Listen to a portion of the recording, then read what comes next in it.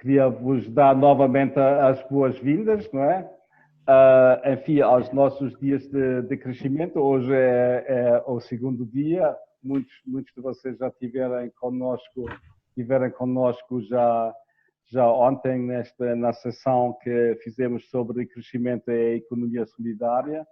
Foi muito participada e gostei bastante da sessão. Acho que é um debate, enfim, que precisa de ser mais desenvolvido e espero que vamos ter a oportunidade de o fazer.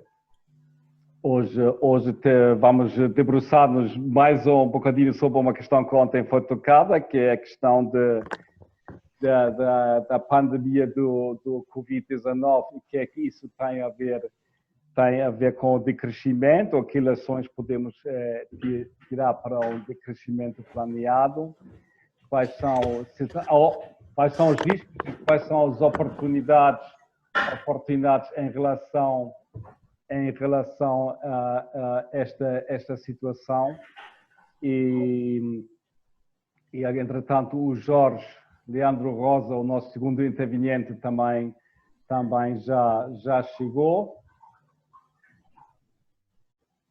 Só queria, em relação aos procedimentos, só queria dizer duas coisas. Nós vamos gravar a sessão. Quem não estiver confortável com isso que eu diga, e sugerimos que desligasse o vídeo se não quiser ser gravado. Depois, enfim, eu vou desta vez assumir a moderação da sessão. Ontem a Graça fez tão bem que vai ser difícil estar, enfim, ao mesmo nível, mas eu vou dar o meu melhor. Agradecia depois, quando na segunda parte em que podem intervir, que levassem à mão, utilizando a função do próprio programa Zoom, ou escrevessem alguma coisa no próprio chat, ou mandar uma mensagem para mim no próprio chat. Vamos ter a mesma configuração também de ontem. Primeiro a intervenção do Giacomo e do Jorge, depois uma breve debate entre eles e depois vai seguir então vamos abrir o debate aos restantes intervenientes, ou participantes nesta sessão. Se estiverem de acordo, eu vou passar a apresentar os nossos palestrantes, nossos oradores, que um deles é o nosso amigo Jorge Leandro Rosa, que é cofundador da Rede para o Decrescimento e o seu co-coordenador. Ele é ensaísta e tradutor, doutorado em Ciências da Comunicação pela Universidade Nova de Lisboa. Ele escreve sobre cultura, política, ecologia, artes contemporâneas, na sua relação com o antropoceno. Foi professor universitário durante 20 anos e atualmente investigador no Instituto de Filosofia da Faculdade de Letras da Universidade do Porto. Foi colaborador dos jornais Público e Independente, coeditor da revista Nada, é colaborador permanente das revistas A Ideia e A Flauta de Luz, publicou dezenas de ensaios em revistas nacionais e estrangeiras, assim como diversos livros, traduziu filósofos e pensadores contemporâneos como Jean-Luc Nancy, com quem tem colaborado em vários projetos editoriais,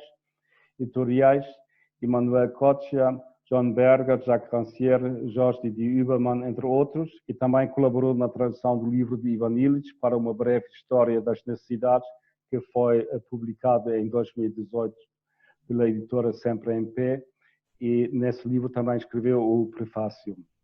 Tem vindo a organizar diversos colóquios internacionais dedicados ao pensamento das catástrofes, e a geopoética e a obra de Kenneth White.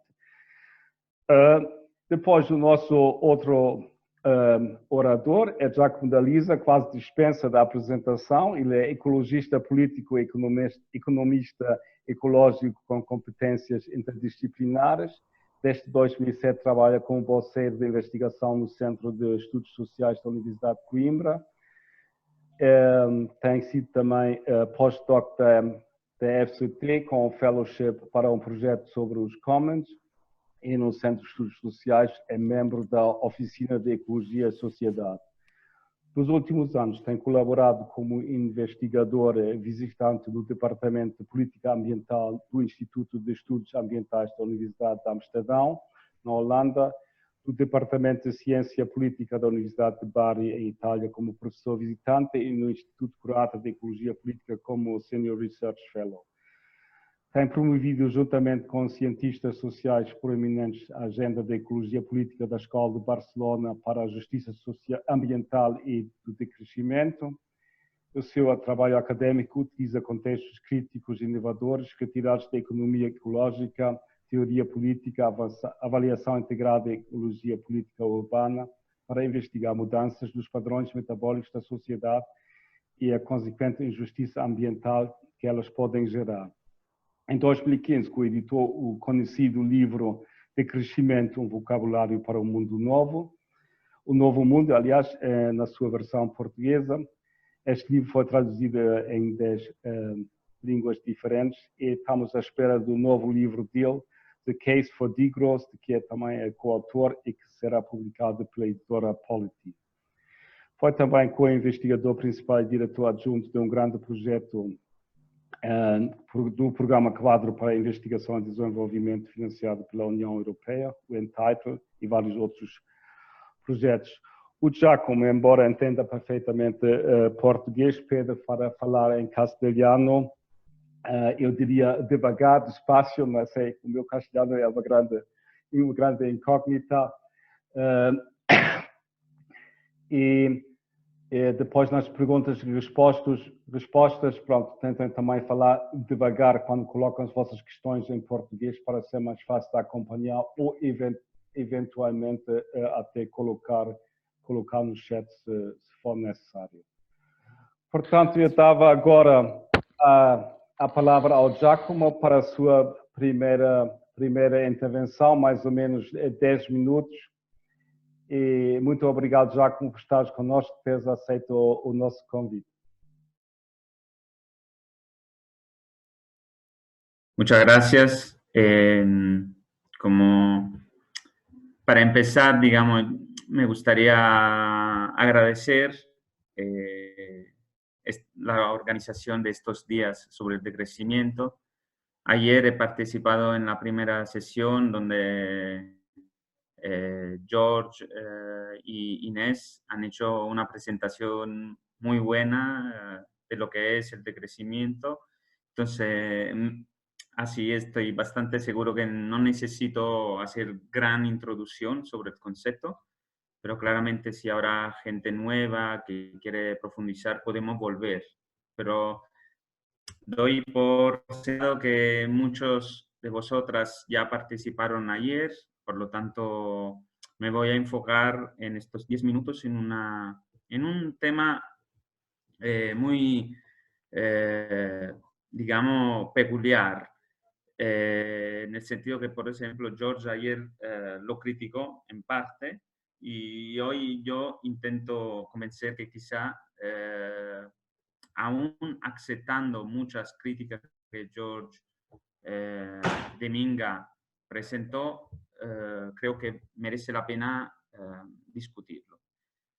Y entonces, estas cosas que no voy aún no he nombrado es la renta básica, que se siente hablar mucho en estos días. Me refiero, sobre todo, he seguido antes la cuestión italiana, como Italia ha sido el primer país europeo a ser fuertemente, digamos, afectado del coronavirus, y después España, donde me he quedado yo encerrado junto con mi familia.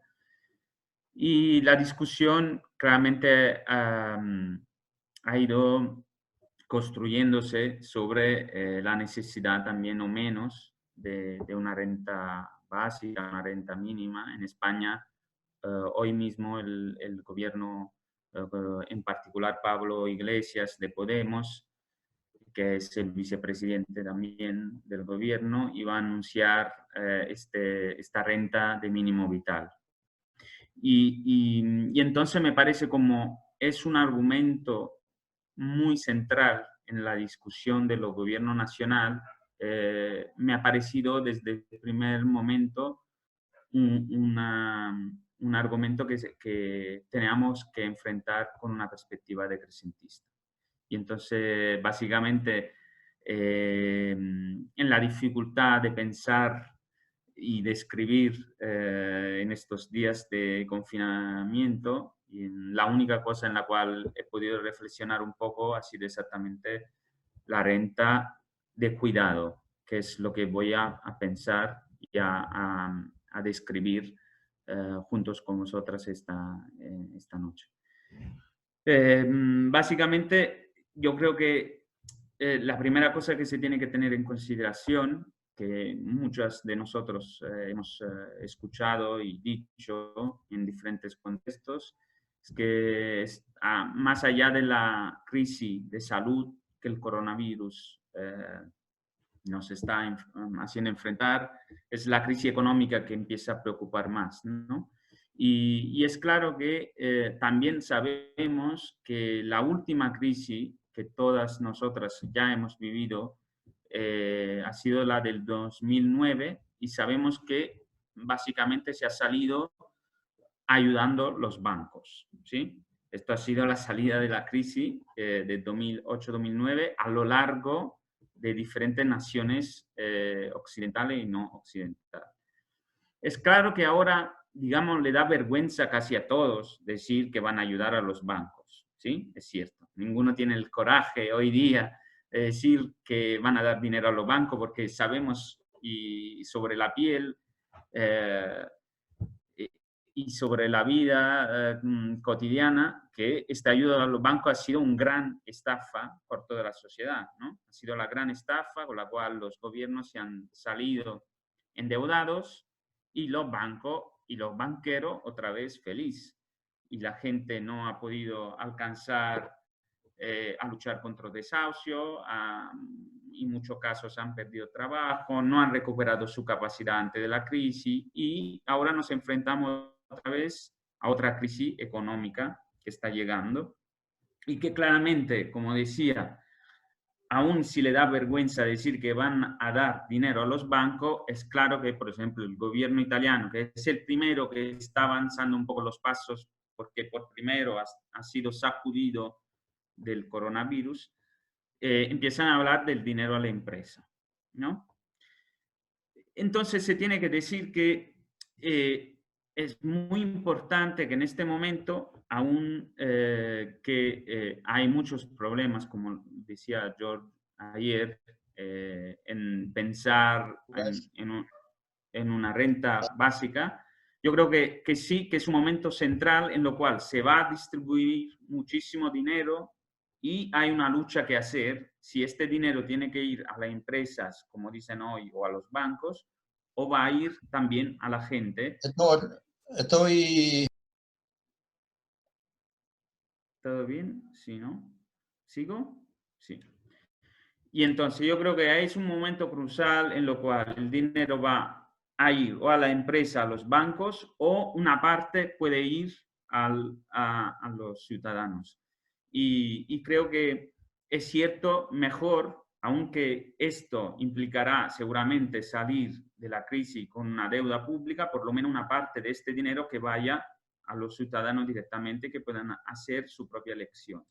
Ahora, dicho esto, dicho la importancia por la cual yo me he empezado a enfocar sobre la cuestión de la renta básica, es exactamente esto. Es un momento crucial en lo cual los gobiernos empiezan a poner, a hacer fluir muchísimos millones de euros en la sociedad. Y entonces se tiene que tomar una posición si este dinero tiene que ir a la empresa o preferimos que una parte va a las personas. Digamos, a esta demanda, a esta pregunta, yo respondo muy fácilmente que yo prefiero que mucho dinero, una parte por lo menos de este dinero, vaya a las personas. Ahora, ¿cómo? Y la segunda cosa es que se tiene que reconocer al movimiento de la red por una renta básica, es que en los últimos años han sido muy pragmáticos y han sido capaces de hacer llegar sus políticas a un debate central en la política de gobierno nacional. Este es un gran logro y creo que están bastante preparados como movimiento para hacer propuestas claras y practicables, ¿no? Yo diría que un poco lo contrario, quizá lo podemos debatir, del decrecimiento, que creo que aún muchos piensan que esto es el decrecimiento y al contrario es el colapso de la economía del crecimiento, entonces no es nada de decrecimiento. No estamos tanto preparados. Esto George e Inés también lo dijeron ayer, yo estoy de acuerdo, no estamos tanto preparados para dar una cantidad de políticas que permitan con certidumbre poder visibilizar cuál es la sociedad que tenemos en la cabeza. Pero yo creo que sí que hay una experiencia que está viniendo desde esta reclusión en nuestra casa, en esto quédate en casa, estamos en casa, stay at home, chez nous, ¿no? En todas las formas, la lengua se han ido diciendo, aún yo resto a casa ha sido el primer eslogan del gobierno italiano. Yo creo que hemos ido apreciando una cosa que es muy importante por el decrecimiento, por lo menos por la parte del decrecimiento que pone en su visión política al centro el cuidado de la vida, la vulnerabilidad de las personas. Yo creo que en esta experiencia trágica se ha visibilizado la importancia del cuidado, que el cuidado de sí mismo es cuidar de su propia colectividad. Y esta es una experiencia que ha permitido hacer sentido común el cuidado del colectivo, algo que no era tan evidente en el pre-coronavirus. Entonces, creo que a partir de esta experiencia, de este sentido común del cuidado al centro, aunque algunos gobiernos han tenido que elegir simplemente porque la gente le pedía de poner al centro la salud y la vida, lo han hecho, ¿no? Y hemos visto y hemos tenido experiencia de gobiernos que han preferido la vida a la economía. Esto no es tan obvio, ¿eh?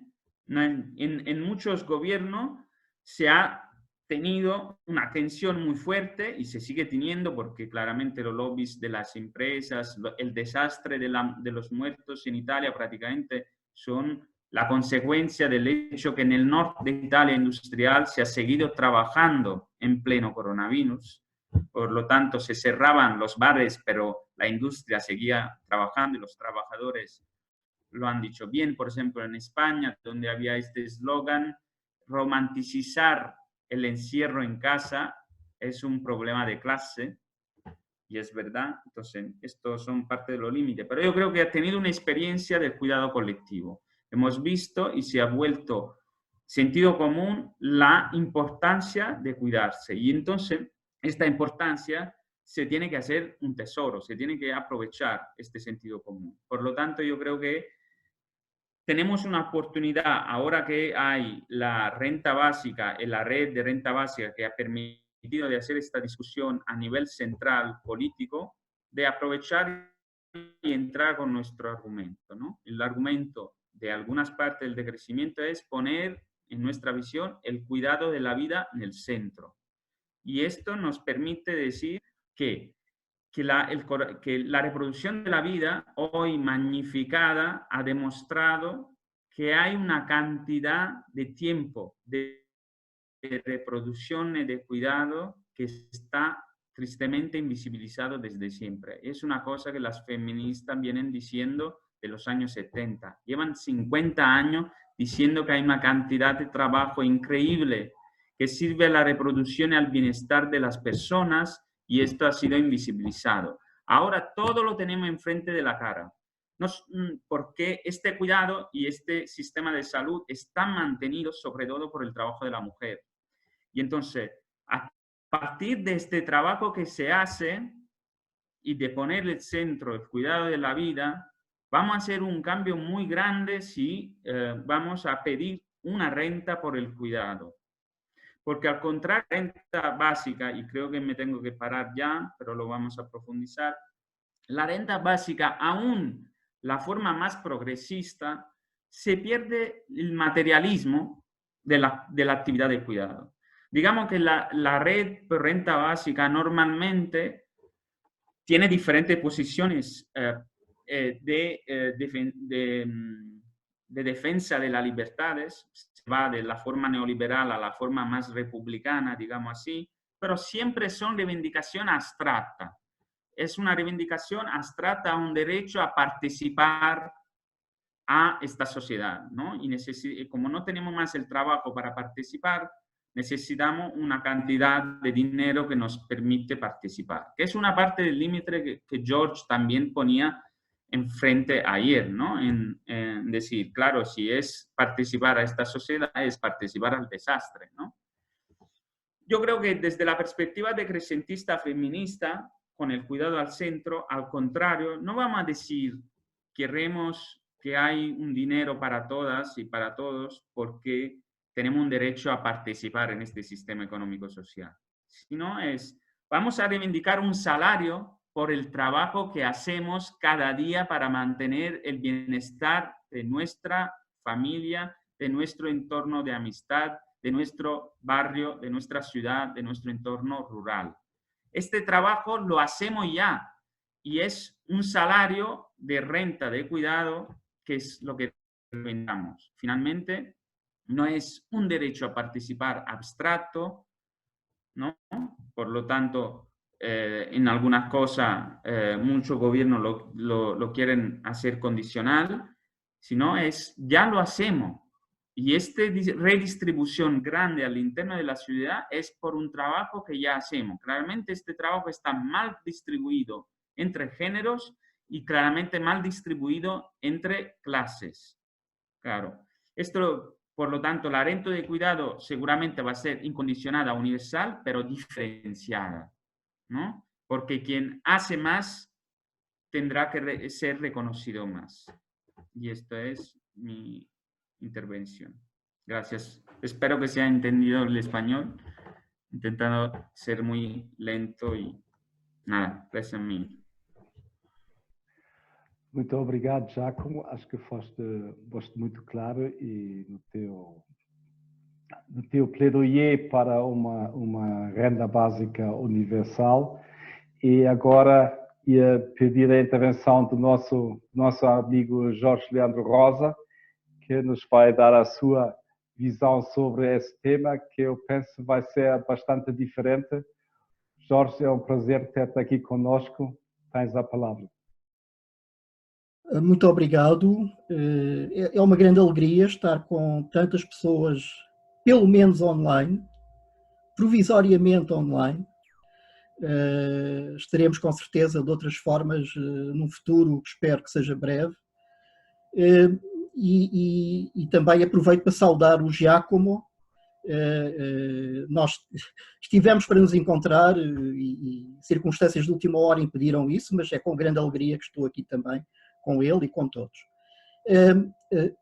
As questões que o Giacomo levantou neste debate, que é um pouco um debate sobre as circunstâncias em que nos encontramos e as perspectivas do decrescimento a partir destas circunstâncias, eu repito, não nestas circunstâncias exatamente, mas pensando a partir das circunstâncias, pensando a partir dos acontecimentos, eu penso que aquilo que o Giacomo disse é muito importante, tem muito a ver com a questão da redistribuição.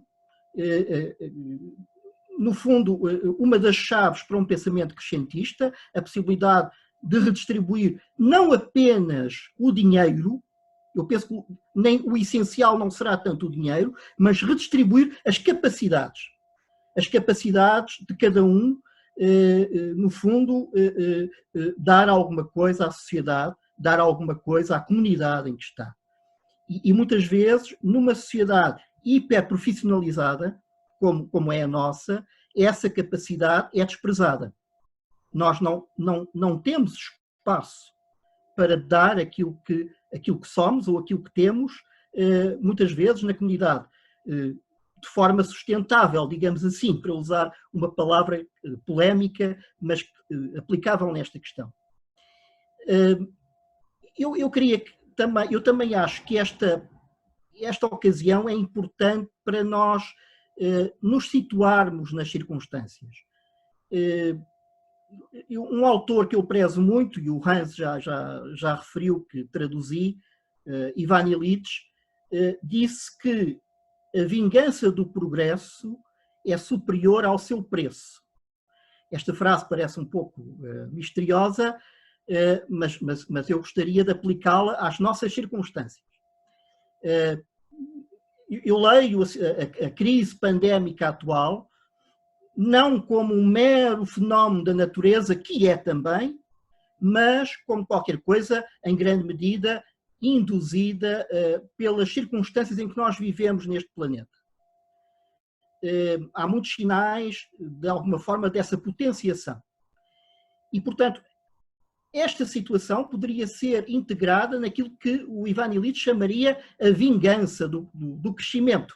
Vamos atualizar o termo progresso, vamos transportá-lo para a ideia de crescimento. Estamos perante uma das possíveis vinganças do crescimento. O que é que isto quer dizer? Quer dizer que o preço do progresso é habitualmente aquilo que os políticos, os poderes em geral, discutem connosco, ou admitem, de alguma forma, negociar connosco. Quer dizer, o crescimento tem o seu preço. Dizem-nos muitas vezes, vamos tomar medidas para diminuir, para reduzir os efeitos laterais do preço do progresso. Portanto, digamos que o modo como vivemos tem um certo preço, mas a sociedade parece aceitá-lo. Ora, o que nós vemos numa sociedade de crescimento é que aquilo que o Illich chamou a vingança, quer dizer, os efeitos inesperados desse progresso, são sucessivamente maiores e sucedem-se mais rapidamente uns aos outros. E, portanto, nós estamos numa situação em que o progresso, o crescimento em que vivemos, traz-nos cada vez mais, não apenas o preço que nos é apresentado socialmente, ou economicamente, ou ambientalmente, mas traz-nos uma outra sucessão de custos que são catastróficos, que são desastrosos, e esta situação pandémica eu incluo-a nessas vinganças do sistema em que estamos.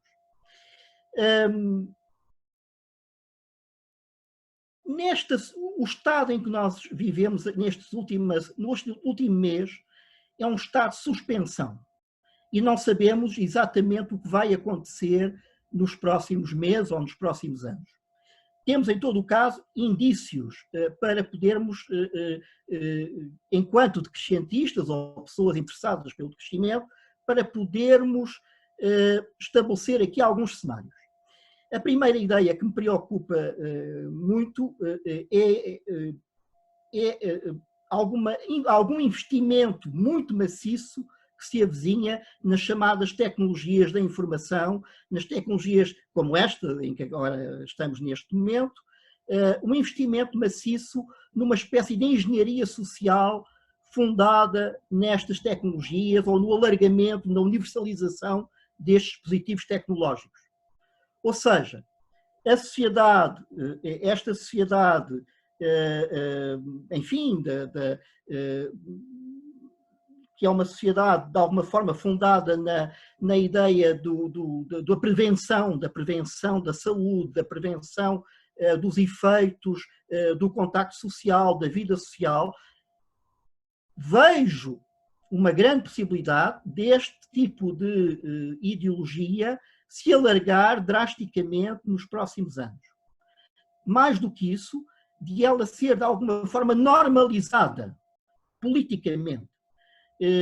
Já vimos o que se passa na China, os sistemas de monitorização da China já existiam antes desta crise, mas, de alguma forma, eles encontraram uma legitimação muito mais vasta, com muito menor resistência nestes últimos tempos. Estamos a ver governos ocidentais ditos liberais implementarem ou falarem na hipótese da implementação desses sistemas de acompanhamento do cidadão, por exemplo, através de um programa no telemóvel e, de alguma forma, de criar, a pretexto da contaminação, criar um dispositivo de seguimento a tempo real todos os nossos movimentos, todas as nossas ações, etc. Eu penso que estas questões são questões extremamente preocupantes e que nos deveriam fazer verificar que, no fundo, o sistema capitalista, tal como ele existe, está a tentar adaptar-se a estas circunstâncias. Todos têm acompanhado a situação desastrosa nos Estados Unidos. Não é casual, não é casual. Os Estados Unidos levaram diretamente com alguns dos efeitos mais danosos desta situação. Não se esqueçam que os Estados Unidos são o país do investimento maciço na alta tecnologia da medicina. A medicina mais sofisticada tem recursos infinitos quase, mas a medicina, eu diria, básica, ao nível da prevenção, da higiene, ao nível destes cuidados que são necessários para a Covid-19, essa medicina estava profundamente desprezada e a maioria dos cidadãos não tem acesso a ela nos Estados Unidos. É muito revelador, essa situação é extremamente reveladora, eu diria, do próprio facto dos sistemas profissionais serem elementos importantes desta nemesis do crescimento de que falavam elites. Quer dizer, os sistemas de saúde têm sido elogiados por todo o lado. O Giacomo falou do cuidado. É verdade. Mas aqui temos que ser críticos sobre o próprio sistema de saúde, tal como ele é desenvolvido nos países ocidentais. A maior parte dos países ocidentais não estavam orientados para situações deste tipo. E, portanto, nós estamos perante uma situação característica de um mundo que investe cada vez mais nas suas elites, que investe cada vez mais naqueles que têm algum poder financeiro e muito menos na população em geral. Eu diria que há aqui um ambiente muito propício a esta transposição do capitalismo de uma fase industrial clássica, uma fase baseada nas indústrias carbónicas, para uma fase de uma nova fase industrial, de que empresas como a Google e outras são exemplares.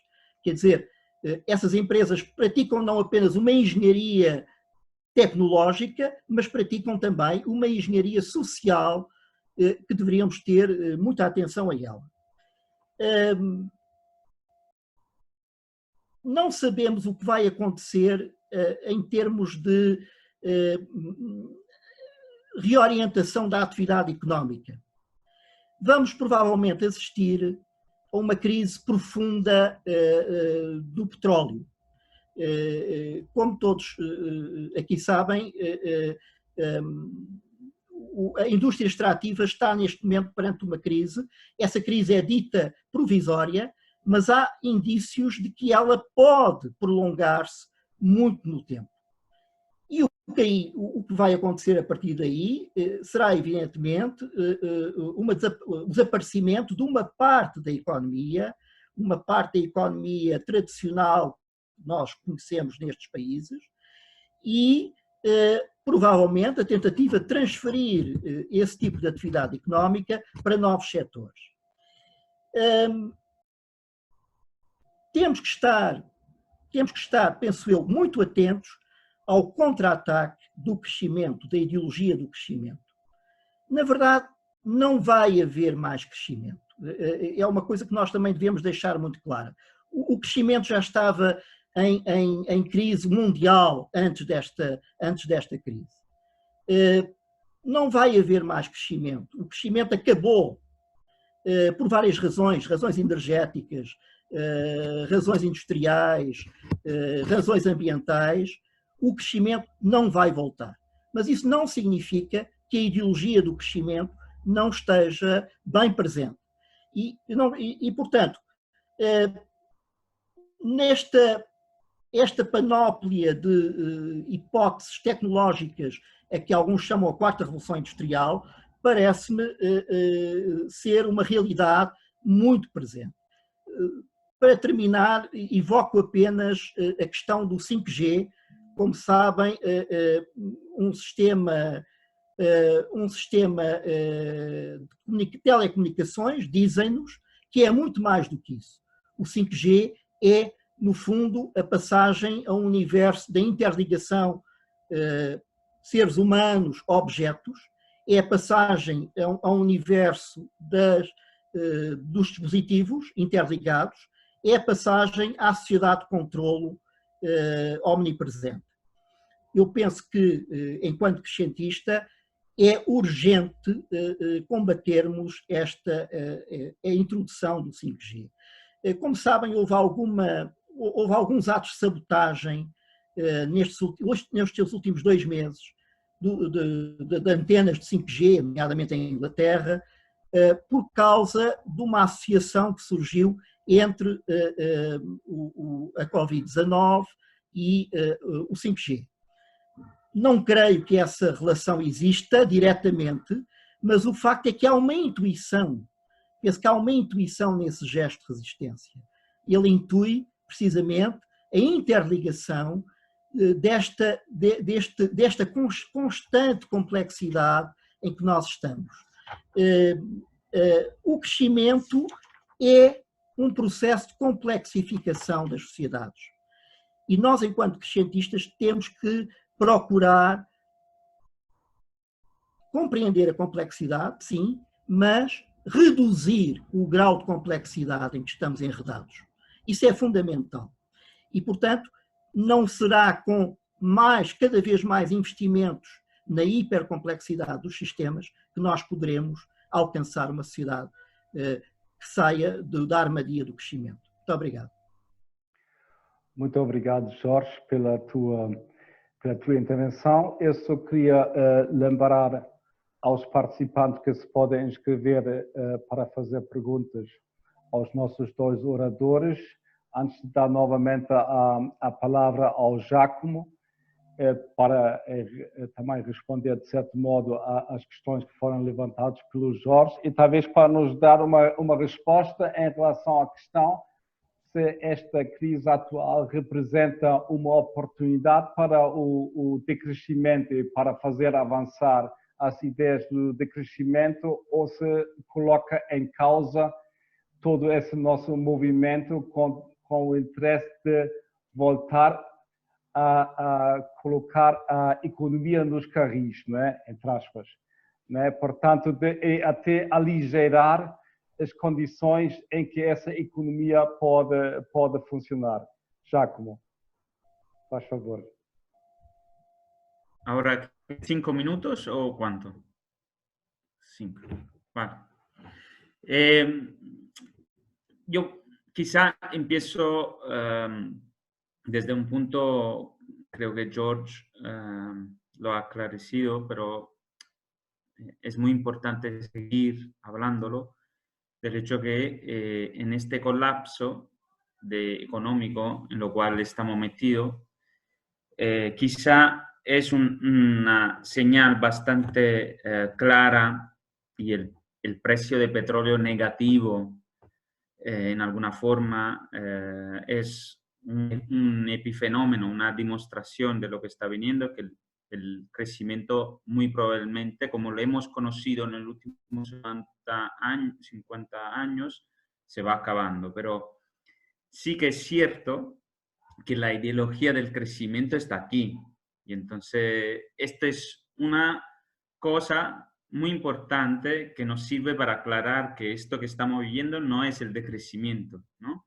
Porque habrá decrecimiento cuando sí somos capaces de reducir el sistema metabólico de nuestra interacción socioeconómica, pero también cuando estaremos fuera de la ideología del crecimiento. Si no se dan las 2 cosas, no estamos en decrecimiento. Estamos en el colapso del sistema crecentista con una ideología del crecimiento. Y para hacer un ejemplo, es bastante claro, ¿no? En este periodo de encierro, de un lado, hemos visto la actividad de cuidado que se ha magnificado, todo es más difícil, todo, aún más horas necesitamos para reproducir nuestras vidas cotidianas, porque la compra se ha hecho mucho más larga y hacer cosas simples se han hecho más complejas porque tenemos que limpiar continuamente la mano. Si estamos en contacto con personas vulnerables, tenemos que limpiar todo lo que nos pertenece para estar seguro, para perder el miedo que lo estamos infectando y no lo estamos ayudando y tal. Pero por otro lado también se ha desarrollado lo que es, algunos han definido la economía de Netflix, ¿no? Mucha gente, muchos amigos me escriben y me dicen, me he visto todas las series de la Casa de Papel. Me he podido ver toda la serie de Gomorra. Hacía años que no podía ver la serie sobre Nápoles y su Camorra, ¿no? O me he podido leer muchos libros, estoy haciendo esto, estoy en actividad. Y entonces, a un momento, y sobre todo al principio, creo que lo hemos sufrido un poco todos, que era la representación de la ideología del crecimiento estando encerrado en un pequeño espacio. Todos teníamos esta necesidad de hacer cosas, ¿no? Y a esta hora voy a hacer yoga y a la otra hora me voy a hacer una llamada con los amigos y después me leo todos los libros que no hemos podido leer en el pasado. Y entonces veamos esta angustia de tener que hacerlo todo, ¿no? Y esto nos también quizá después de 40 días se ha relajado en muchos de nosotros, pero le hemos pedido todas quizá, ¿no? Y las personas que al contrario no le parece mal esto, vivir esta angustia de necesariamente demostrar que se está haciendo muchísima cosa, aunque se está encerrado, es la representación que la ideología del crecimiento existe y para ellos es una oportunidad. Por la empresa de la economía Netflix, para simplificar, la economía que está ganando, la economía de Amazon, que era ya un problema antes y que ahora es un grandísimo problema. Y no sé si habéis escuchado algunas intervenciones de Mike Davis. Yo me venía peleando con mis hermanos que compran en Amazon. Yo le decía, no lo tenéis que comprar porque es vuestro enemigo más grande. No tenéis que comprar en Amazon. Y mi hermano de clase obrera me decía, pero ¿qué me voy a gastar más dinero? Porque tú lo puedes hacer y tal, ¿no? Esta discusión simple. Es evidente que Bezos es uno de los problemas más grandes que tenemos hoy día. Y su economía está creciendo, como está creciendo la economía de Zoom, está creciendo la economía de Twitter, tanto que el dueño de Twitter ha puesto 1 billón de euros para el COVID, ¿sí? Y sobre todo, si lo vais a ver, después ha dicho que quizá una parte de esto, una vez que hemos encontrado la vacuna, lo vamos a utilizar para una renta básica, ¿no? Porque ya sabemos que Zuckerberg era por la renta básica, ya sabemos ahora que el dueño de Twitter es por la renta básica. ¿Por qué? Esto es otro aspecto que es importante, mucho en el área de renta básica, que es, lo repito, muy diferente de lo que yo estoy proponiendo. Yo estoy proponiendo una renta de cuidado que se basa sobre el tiempo de trabajo, de cuidado que vamos haciendo y siempre más iremos haciendo si queremos una transición sustentable, ¿vale? Este trabajo se va a aumentar. El trabajo de cuidado no solo de las familias, de las personas, sino de la tierra, todo el trabajo invisibilizado de los agricultores informales, de los sistemas de cuidado de ecosistemas que hay en otra parte no occidental del mundo, va a amplificarse, por suerte, ¿no? Si ya tenemos una transición. Entonces, este reconocimiento. Pero por otro lado, hay esta cuestión de la creación de valores a la cual participamos. En este momento estamos construyendo valores que no podemos visibilizar aún, que son estos datos que estamos produciendo conocimiento colectivo. Este conocimiento puede ser utilizado y vendido mañana por Zoom y a otra empresa y ya lo sabemos y tenemos que tener solo conciencia, ¿no? La mayoría del valor hoy día se produce fuera de la normal, tradicional relación trabajo-capital. La mayoría de nuestra actividad de valor, de hecho, se ve, lo producimos cuando damos datos para que el algoritmo de Google funcione mejor. Producimos informaciones y conocimiento para que Amazon pueda ser aún más eficiente. Todas estas actividades que nosotros hacemos, lo que algunos neoperaístas italianos hablan de la economía cognitivista, ¿sí? La economía del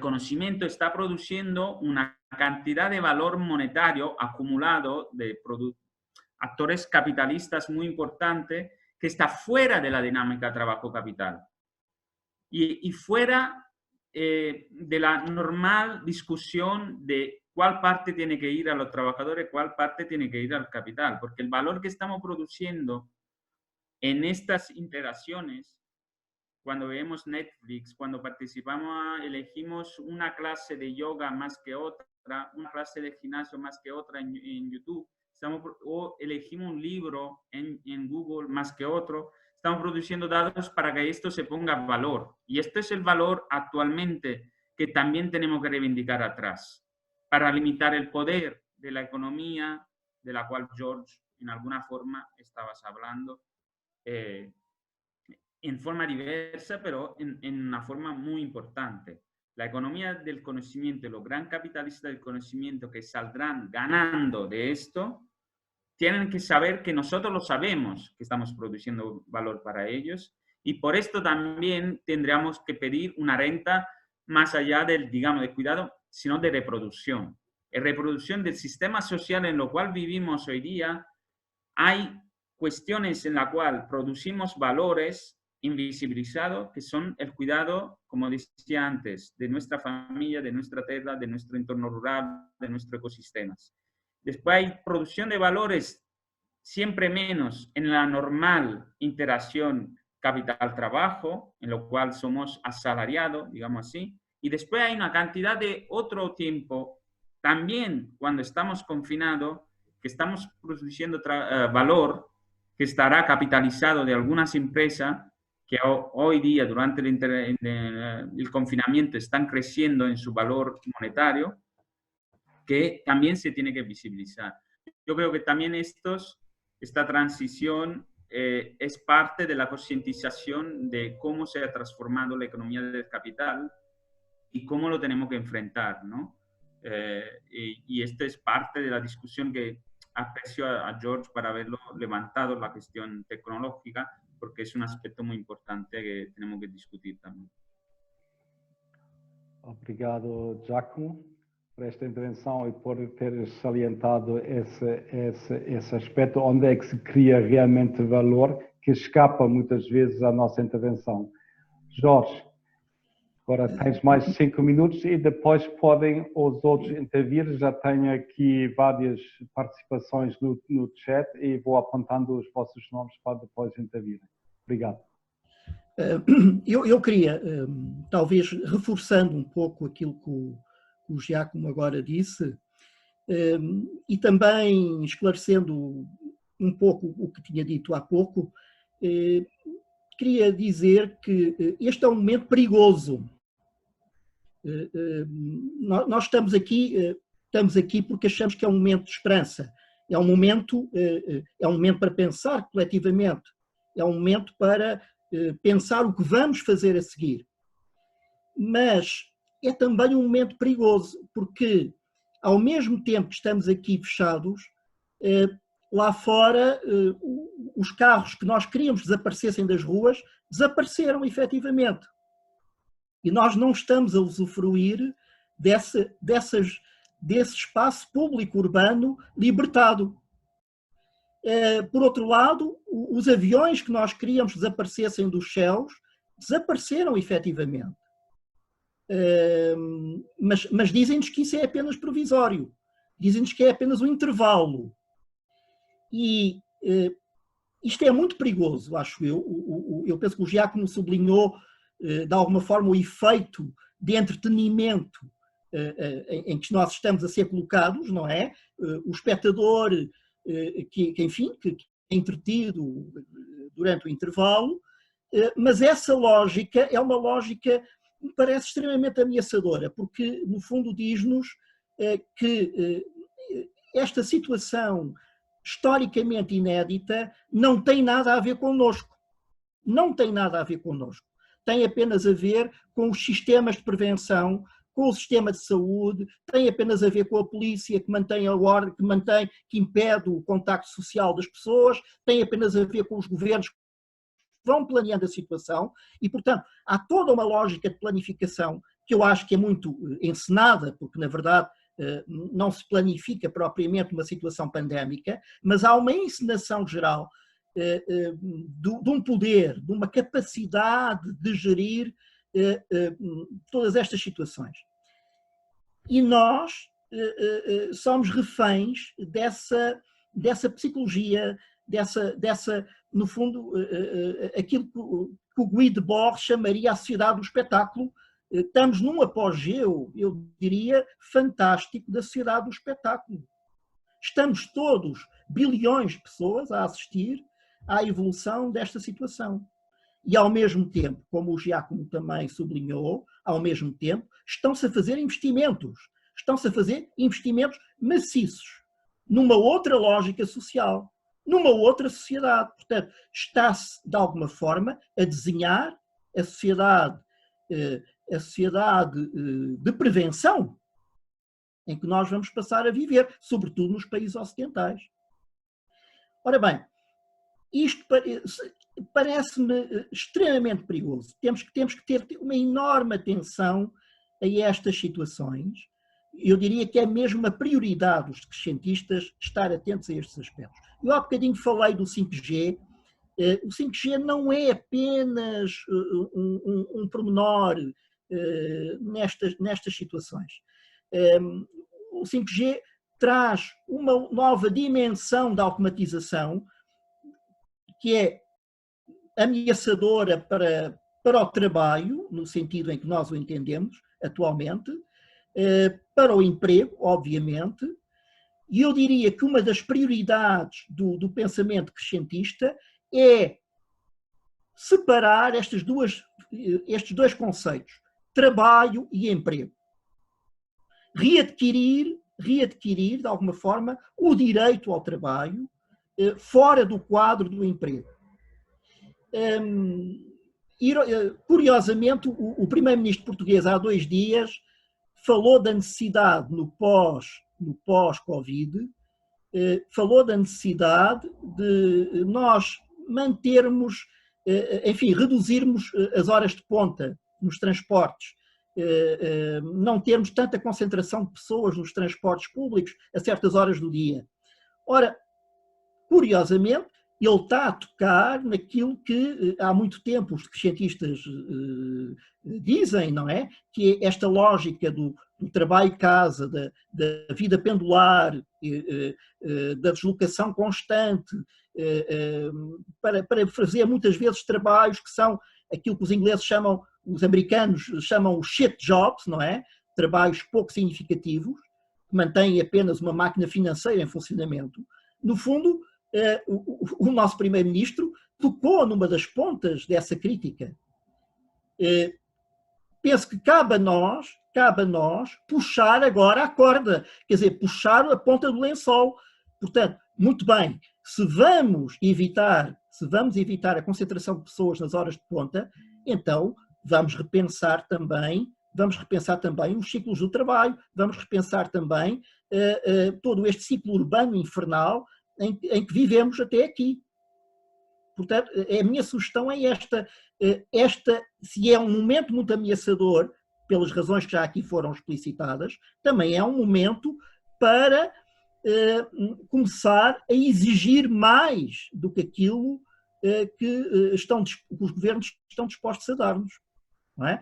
Eu penso que as questões do rendimento básico são questões que devemos discutir com seriedade. Não podemos estar à espera de um modelo estatal do rendimento básico, uma espécie de fonte de dinheiro infinita que virá agora, a partir daqui, manter a viabilidade das nossas vidas. A viabilidade das nossas vidas não pode estar dependente de financiamentos. Essa é uma regra básica para o crescimento. Ela tem que nascer da nossa capacidade comunitária para obter recursos. O Giacomo falou muito bem da questão do cuidado, que é uma questão diferente, e todo esse espaço da atividade comunitária que não é reconhecido. Mas eu teria muita atenção à ideia de que o rendimento básico pode ser agora um substituto do emprego, uma espécie de não emprego oficial. Obrigado, Jorge, pela tua intervenção. Eu vou agora abrir o debate aos restantes participantes. Eu só queria vos pedir que fossem muito concisos nas vossas perguntas para dar oportunidade a mais pessoas intervirem. Tenho aqui para já 5 inscrições. O primeiro é o Álvaro Fonseca. Álvaro, tens a palavra. Boa tarde a todos, muito grato ao Jorge e ao Giacomo pelas vossas intervenções. Eu queria, enfim, atrever-me a recentrar aqui um bocadinho o debate nesta questão de, afinal, então, quais são as propostas decrescentistas? Sim, ouvimos falar do rendimento básico, mas realmente o Giacomo introduz aqui uma nuance importante. O rendimento básico não é propriamente um conceito completamente homogéneo, que ele fala da renda de cuidado. Eu gostaria só um bocadinho melhor qual é que é a diferença e, principalmente, para mim não é evidente quais é que são os critérios para dar esse rendimento de cuidado que o Giacomo propõe. Porque, como sabe, o rendimento básico pressupõe uma universalidade e uma incondicionalidade. Portanto, é isso. Enfim, a proposta mais não há propostas puras, obviamente, mas a proposta mais antiga, mais forte, é que o rendimento básico deve ser um rendimento incondicional e universal, ok? Agora, para mim é óbvio que o rendimento básico, sim, é um instrumento, eventualmente um instrumento de transição para mim, mas, de facto, se ele estiver contextualizado numa economia do crescimento, pode ser um desastre. E, portanto, aí creio que o decrescimento podia trazer um contexto ao rendimento básico em que ele se tornasse, que ele permitisse cumprir aquilo que os proponentes do rendimento básico realmente propõem, que é uma verdadeira emancipação dos cidadãos e poder, de facto, constituir redes de recursos e competências, porque penso que os decrescentistas, de facto, para além de proporem a relocalização da economia, também propõem, de facto, uma diminuição aqui de um peso, de um controle estatal, etc., para, de facto, redes locais em biorregiões de recursos e de competências, e o que eu penso que, de facto, é uma das propostas decrescentistas mais interessantes, mas que, claro, é preciso ser posta em prática. Ontem já falámos aqui um bocadinho sobre isso, e, de facto, existem algumas propostas, mas elas têm que ser tornadas visíveis para os cidadãos perceberem, porque, senão, vamos ter os governos a trazer as propostas todas. Como sabem, as últimas sondagens mostram que os governos nunca tiveram tanta popularidade como agora, devido à sua ação durante a pandemia, e isso, para mim, também é um sinal de perigo muito grande. Portanto, porque temos que recuperar, dar aos cidadãos esta possibilidade de perceber que existem alternativas fora daquilo que são as propostas governamentais e também da tecnologia, de que já se falou aqui. Obrigado.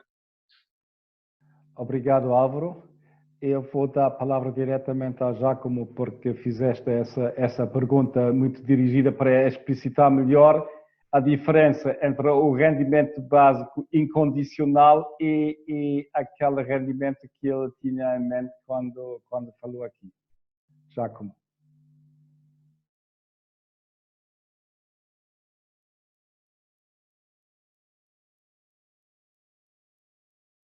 Vale, no, para mí, digamos, es bastante simple. Es verdad que no tengo un análisis de estudio profundizado sobre esto, entonces ¿cómo decir? Mi propuesta no es tan detallada como vienen haciendo propuesta la red digamos, de la renta básica. pero para mí también la renta de cuidado tiene que ser incondicional y universal, pero puede ser diferenciada. ¿Qué quiero decir con esto? Si estamos intentando visibilizar el trabajo de reproducción y de cuidado, nosotros sabemos, porque en toda Europa, por ejemplo, hay una encuesta que yo he utilizado para hacer un análisis de uso de tiempo, por ejemplo, lo he hecho en Cataluña, sabemos cómo utilizamos el uso del tiempo y con esto son estadísticas bastante claras que, por ejemplo, mi generación, entre los 30 y los 45 años, la mujer hace 4,2 horas de cuidado y de reproducción de horas de trabajo al día y los hombres hacen en Cataluña, entonces en media en España, hacen 2 horas, ¿sí? Entonces esto quiere decir diferenciado. Tendremos que ver con las estadísticas, porque estas estadísticas valen por todas las generaciones que tenemos, cuál es la cantidad base de la cual decidimos la renta de cuidado más alta y en media cuál sería la parte que va a las personas que hacen trabajo de reproducción y de cuidado, pero de una forma menos negativa. ¿Esto qué quiere decir? Que antes de todo, la mayoría de esta redistribución va a ser en favor de las mujeres. Esto es claro. Y va a ser por las mujeres que son las que han cuidado hasta ahora mucho más que los hombres. Es evidente también. Pero yo quiero que sea universal porque aún que quizá vamos a encontrar a nivel de, por ejemplo, si vamos en la clase de salarial muy alta, podemos ver y verificar que tienen, por ejemplo, las personas de cuidado a trabajar en casa, por lo tanto es evidente que quizá harán 5 minutos al día, pero en todas formas tienen que hacer un poco, ¿no? Porque yo creo que Zuckerberg también pasa tiempo con su hijo y tampoco Zuckerberg se puede vivir su paternidad simplemente teniendo una persona que se cría a su hijo, ¿no? Y entonces habrá una forma, y espero que responda Álvaro sobre esto, universal, incondicional, pero diferenciada. Diferenciada en la base de los datos estadísticos que tenemos, sobre lo cual podemos hacer proxy aproximada para redistribuir.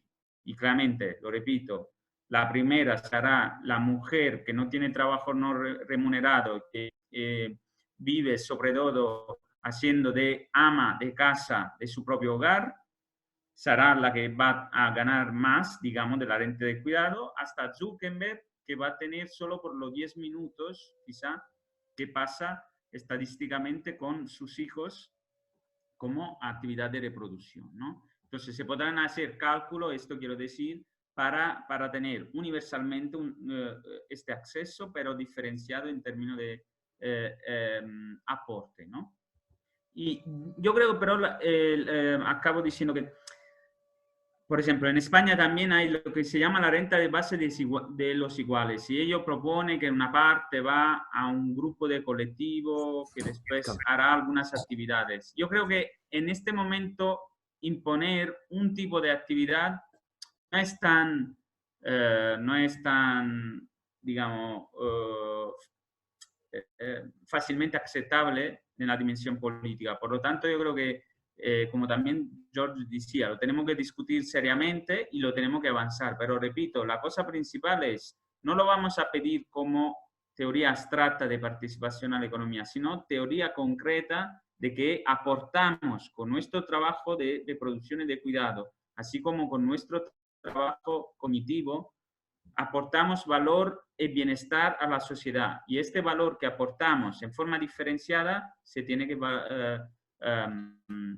ser el punto sobre lo cual construimos la propuesta de renta de cuidado, universal, incondicional, pero diferenciada. Espero que sea claro.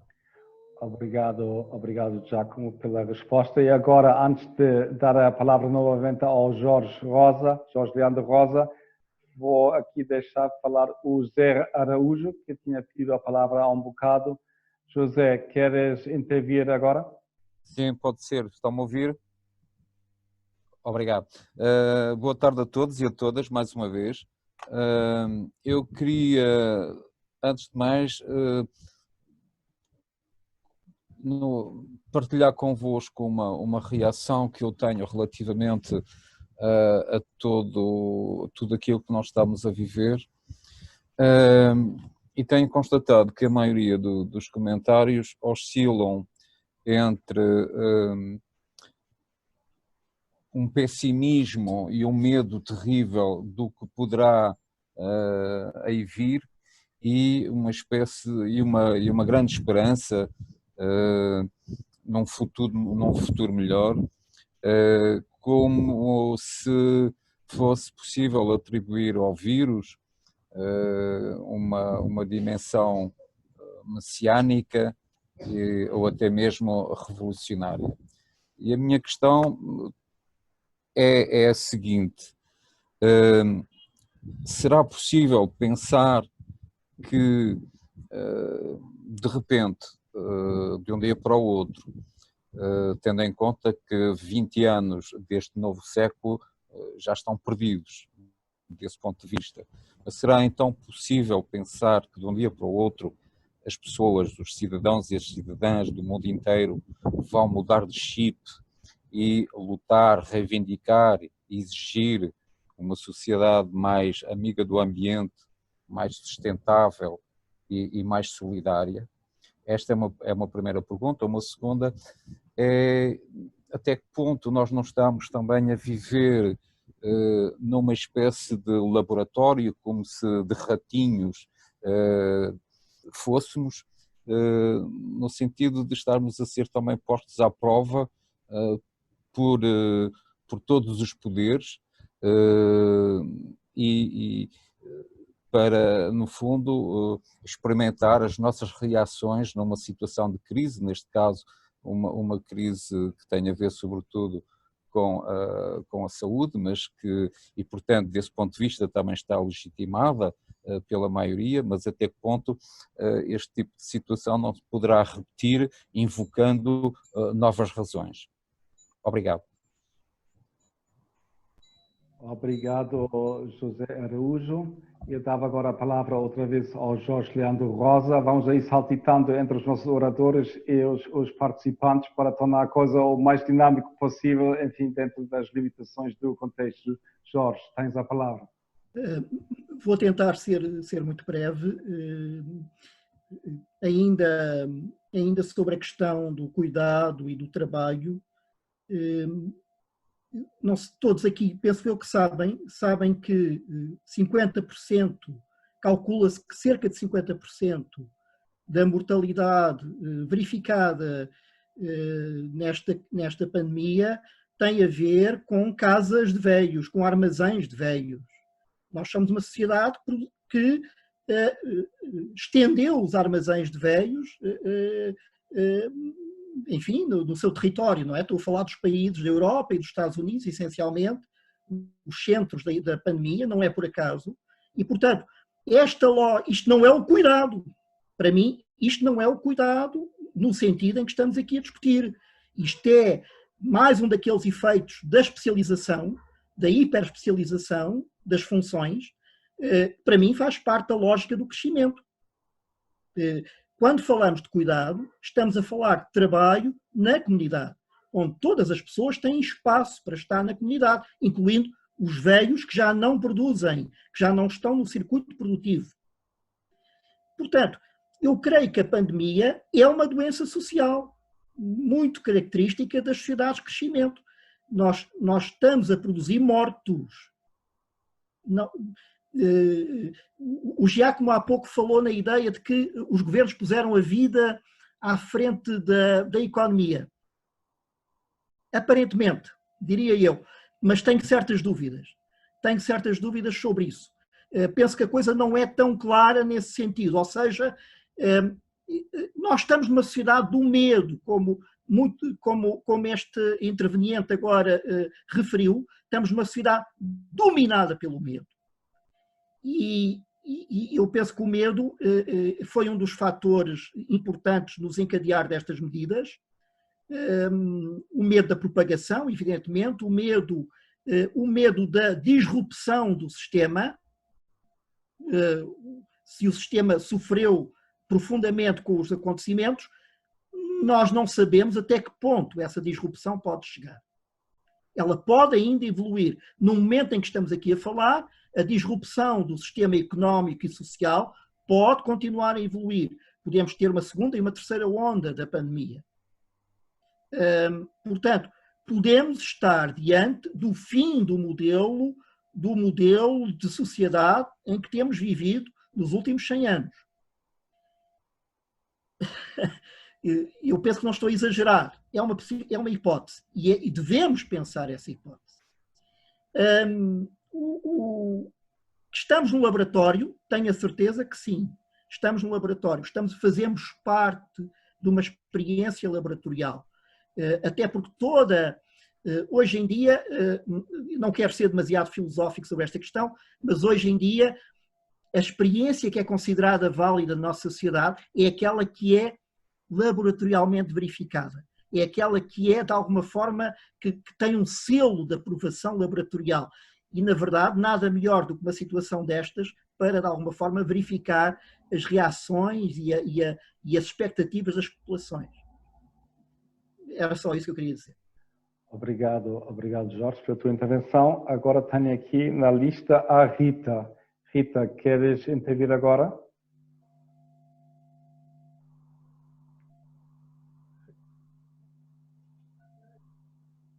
Rita. Boa tarde a todos. Boa tarde, Rita. Realmente eu tenho concordado com o que tem sido falado, mas eu penso também que nós temos a capacidade de realmente melhorar isto tudo, porque em último caso são as pessoas que fazem a mudança do mundo, não é? E se começarmos com algumas políticas, nomeadamente de reduzir o consumismo, que muita gente, não só o marketing, mas por todo o lado é compre, porque precisa, e não. Se começarmos por reduzir e por tentar mudar tudo o que está à nossa volta e tentar aproveitar certos objetos, certas comunidades que já existem para reparar objetos também, e tal como eu referi já anteriormente, eu acho que é por aí o caminho que temos que seguir. E esta parte do virtual é interessante no sentido em que poderemos eventualmente partilhar experiências com pessoas que estão muito distantes, mas eu acho que tem que haver uma aposta em infraestruturas a nível nacional de integração de pessoas, não necessariamente tecnológicas, porque, tal como o Jorge referiu, e muito bem, os idosos, eles precisam realmente do contacto humano, tal como todos nós necessitamos dele, não é? E eu acho que acima da tecnologia terá de haver uma aposta em descentralizar portanto, recursos e torná-los acessível a uma grande parte da população. E eu acho que o caminho terá de ser por aí. Obrigado. Obrigado, Rita, pela tua intervenção. E agora voltava a dar a palavra ao Giacomo para mantermos esse ping-pong. Giacomo. Muchas gracias. No, yo hasta ahora, claro, como me he enfocado sobre la cuestión de la renta de cuidado, quizá he dado un enfoque demasiado estatalista, ¿no?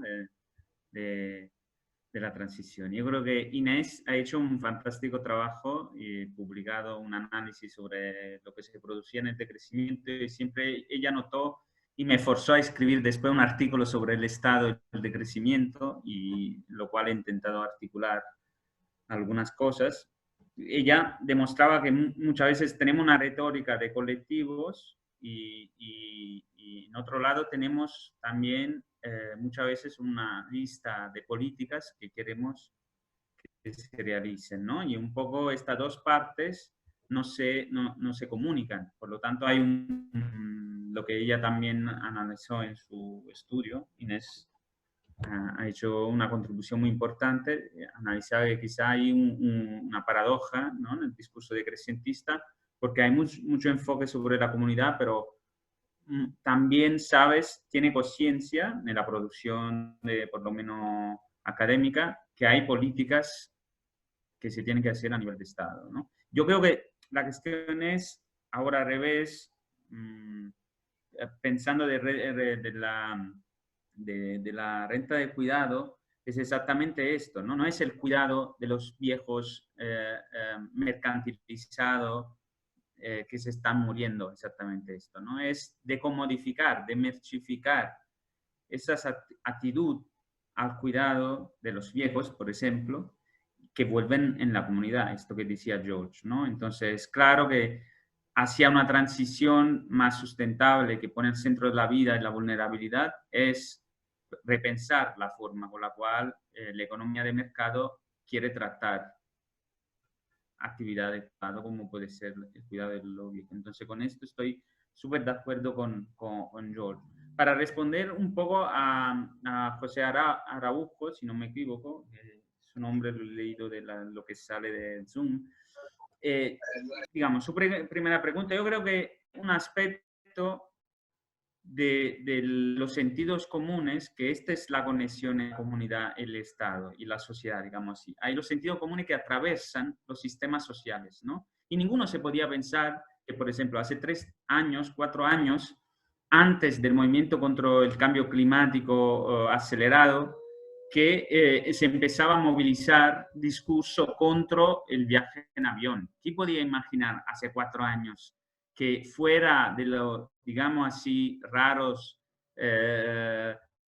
decrecentistas se podía poner en cuestión los números de avión o la infraestructura de avión? Hoy día, después del movimiento ambientalista con Greta Thunberg al frente, hay una comunidad que habla Stay Grounded, ¿no?, que hay una red de que tenemos que estar con los pies en la tierra, y hay un alcalde de Barcelona que dice, antes del coronavirus, dice, todos los viajes de mi concejal que son menos de 1000 kilómetros lo tienen que hacer en tren o en otra forma que no sea avión, porque si no, no está pagado. Entonces, es claro que ahora, como sabemos que el virus se ha infectado con los aviones, es muy probable también, y sabemos que muchos sistemas de avión están fallando, ¿no? Entonces, hay un cambio tan repentino que alguna vez no podemos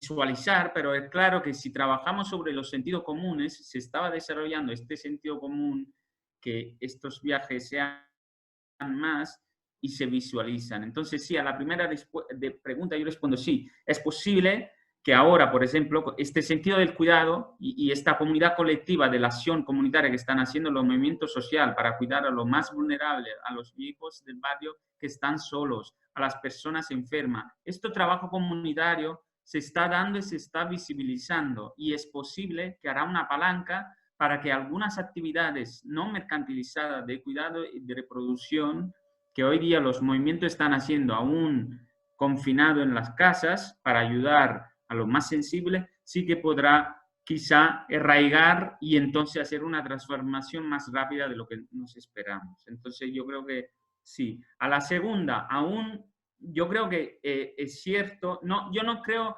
no lo pondría en la forma como él lo ha puesto, no hay un experimento, sino se cae en la teoría del complote, ¿no? Esta teoría que hay algunos que están experimentando. Yo creo que yo me leo las teorías de complote porque siempre creo que hay algunas verdades, ¿no? Pero no lo apoyo casi nunca porque creo que hay muchas más leyendas que verdades. Pero buscar en el complote que hay de verdad me parece interesante. Entonces, es cierto, como decía George y también como decía José Araujo, que estamos en una cuestión de problemática de estado de emergencia. Yo antes del coronavirus he escrito una carta direccionada a los activistas de cambio climático pidiendo que no pidieran la declaración de estado de emergencia.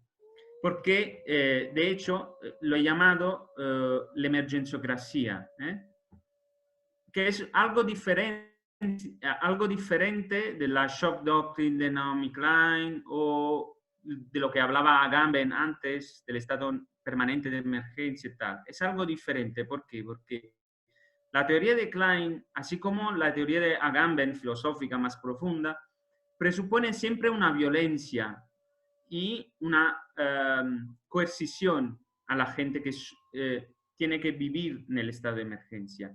Yo he definido emergenciocracia esta situación en la cual las personas estamos pidiendo el estado de emergencia. Y esto fue el caso del cambio climático. Y para mí fue un error estratégico muy grande, porque se estaba produciendo el sentido común de pedir a los estados gobernantes declarar el estado de emergencia. Era un error porque ponía la construcción de este consentimiento que hoy día todos están apoyando el estado de emergencia por coronavirus. Es claro que no podemos hacer nada más que estar en casa, pero sí que tenemos que decir que es un problema que el estado de emergencia se vuelve consensuado, porque estamos construyendo no la sociedad del miedo, sino lo que yo he definido, creo que es apropiado en hoy día, la emergenciocracia. Entonces, el poder construido sobre la emergencia. Y es claro que en este sentido sí que el coronavirus va a ser un experimento y que mucho más declaración de emergencia por diferentes razones nos encerrarán en casa, nos quitarán nuestra autonomía de comunidad y de personas a decidir y nos harán que siempre más nos volvemos simplemente participantes de un valor, pero estando delante de una pantalla e interaccionando poco, como decía Rita, en términos de personas. Entonces sí que yo veo un riesgo de emergenciocracia que tenemos que enfrentar. Tenemos que reaccionar y desarrollar una reflexión importante, porque es cierto que tenemos que estar en casa, pero es cierto también que no podemos aceptar que la nueva forma de organización social sea la forma de poder sobre la emergência. Obrigado, Giacomo, por levantar esta importante questão. Eu só queria fazer aqui um pequeno ponto de ordem. Estamos a 10 minutos do suposto fim da reunião. Vamos dar uma pequena tolerância, como é habitual. Tenho 4 pessoas inscritas na minha lista aqui para participar. De maneira que queria pedir novamente a todos que fossem concisos. Não vamos conseguir escutar esta temática e pelo interesse que tem havido, vamos com certeza organizar mais eventos nesse sentido. E dava agora a palavra a Elsa Alves. Elsa, que a gente tem vindo agora.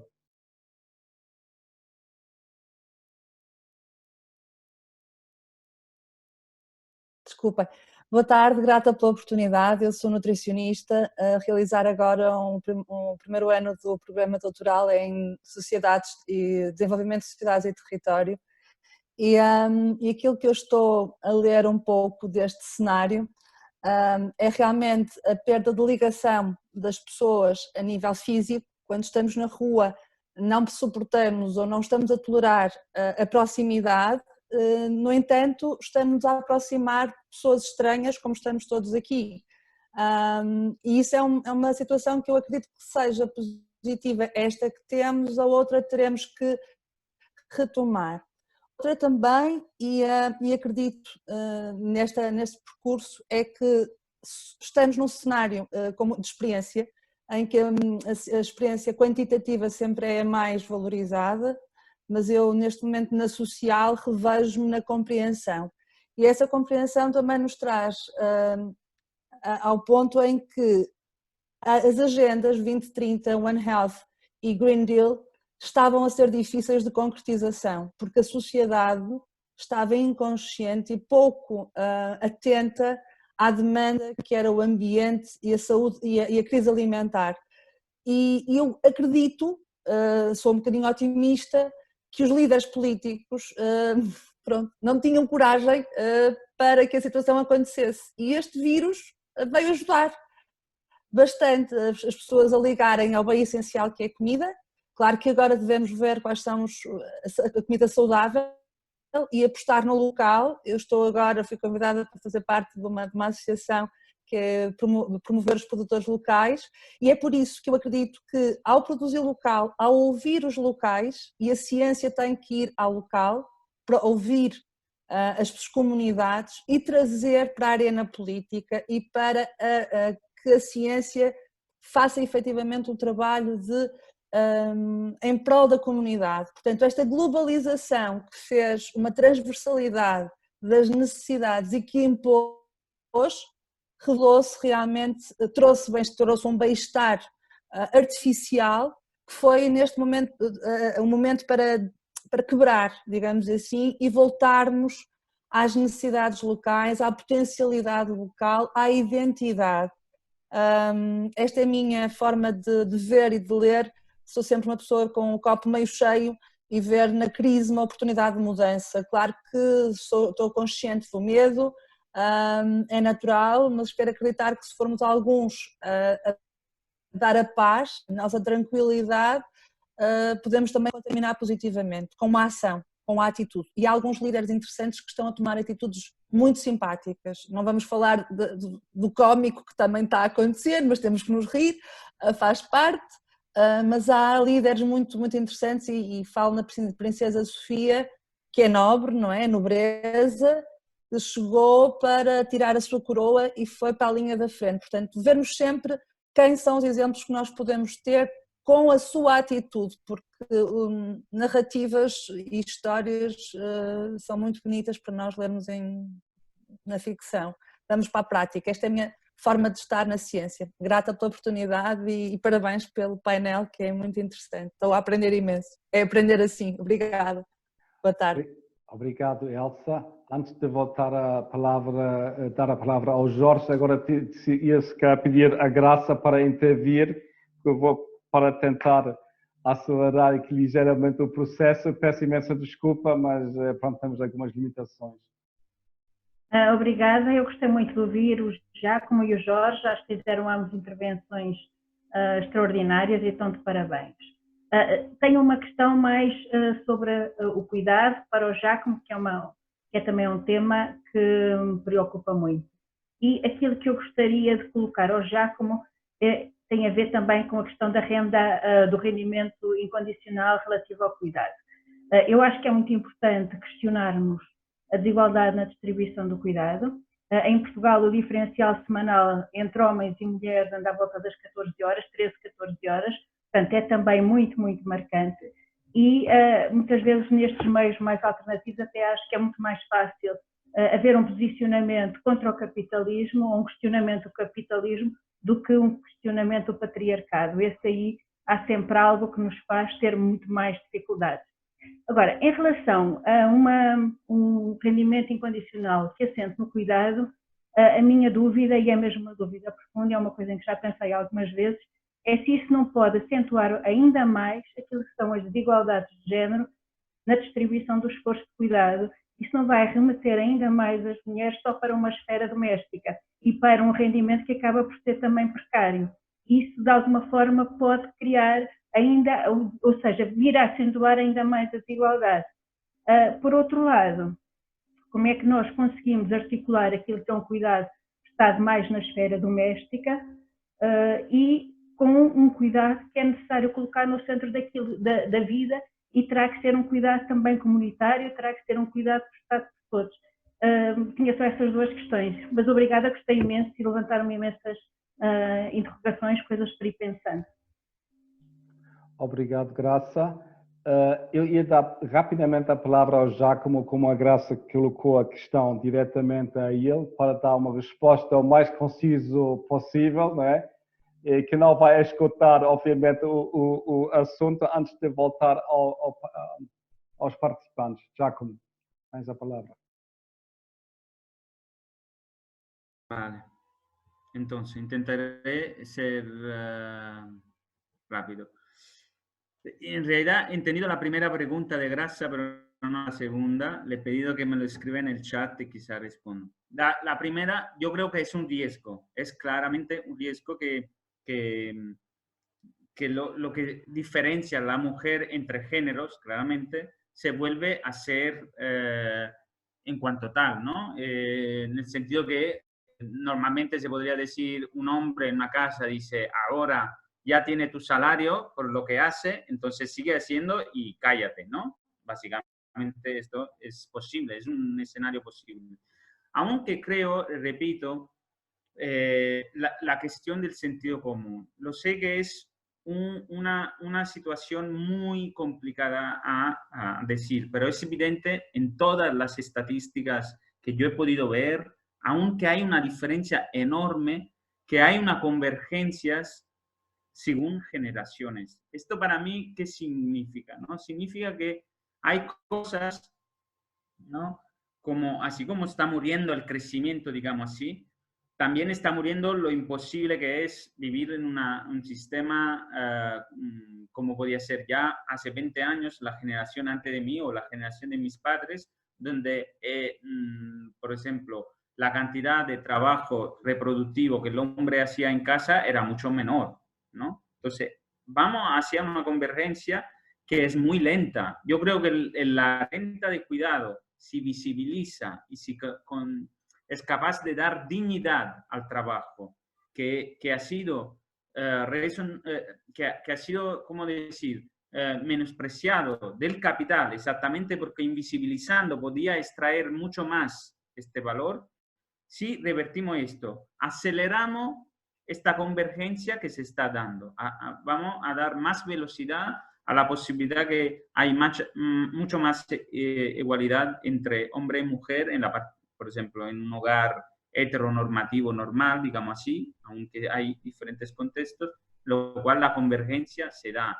Yo creo que visibilizarlo, darle dignidad, ganará más el discurso por la convergencia y perderá el discurso que sigue siendo un discurso peligroso y posible, de decir, ahora tienes el dinero, mujer, hace el trabajo que normalmente ya estaba haciendo sin dinero, ¿no? Yo creo que sí, pero estoy confiando que según el discurso que hacemos, el sentido común podría prevalecer la convergencia más que la segunda pregunta, quizá más. ¿Cómo podrás? Obrigado. La segunda pregunta es sobre la colectivización. Creo que esto es... ¿Sí? Vale, se não me paro. Okay. Eu acho super interessante o que estás a dizer. Eu até consegui ouvir-te muito mais. É só para dar agora, tentar dar a palavra às outras pessoas que ainda estão para intervir. E talvez depois ainda não vais ter a oportunidade de voltar a essa questão. Ok? Porque... Então, dava agora a palavra ao Jorge, que em princípio no nosso ping-pong era a vez dele. Eu só antecipei aqui o Giacomo porque estava aquela pergunta muito direta. E pronto, Jorge Leandro Rosa, tens a palavra. Muito rápido. Eu acho que nós temos aqui duas coisas certas no cenário pós-pandemia. Duas coisas muito certas. A primeira é que a crise das alterações climáticas permanece.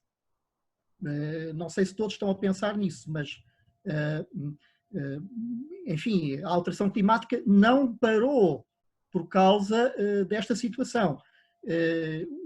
O que melhorou pontualmente foi, digamos assim, os índices de poluição, sobretudo urbana. Mas a alteração climática continua no seu caminho, sustentado. E, portanto, isso diz-nos que nós não podemos sequer imaginar a hipótese de agora, digamos, diminuir o nosso esforço de cidadania em torno das alterações climáticas. É um esforço que deve ser retomado imediatamente. A segunda questão que eu coloco aqui é que há um outro processo que estava a decorrer antes da pandemia e que vai continuar a decorrer, que é o decrescimento de fontes energéticas disponíveis. A energia disponível vai continuar a decrescer. E temos muitos sinais sobre isso. Ou seja, a sociedade do crescimento não vai regressar. Isto quer dizer o quê? Quer dizer que nós precisamos de uma grande criatividade social neste momento. uma enorme criatividade social para repensar o mundo nos próximos tempos. Todos estes fenómenos estão interligados. E a minha pergunta para todos aqui é: como é que nós vamos ocupar os espaços que ficaram vagos com esta crise? Como é que vamos ocupar, por exemplo, ocupar o espaço das cidades que ficou liberto de automóveis durante os últimos 2 meses?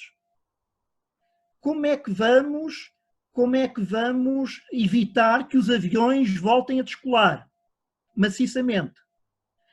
Eu conto-vos apenas uma breve história. Eu, há meia dúzia de anos, estive no Parlamento Europeu, estive com o grupo mais insuspeito de oposição à minha ideia, que era a questão da proibição no espaço europeu de voos com menos de 600 km.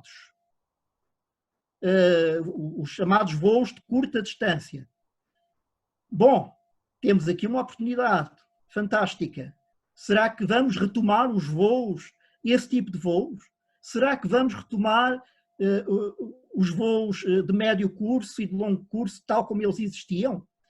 Uma das coisas que nos pode ajudar é que o turismo, tal como era praticado, é um setor que sofreu uma machadada tremenda e que vai ter efeitos nos próximos anos sobre essa situação.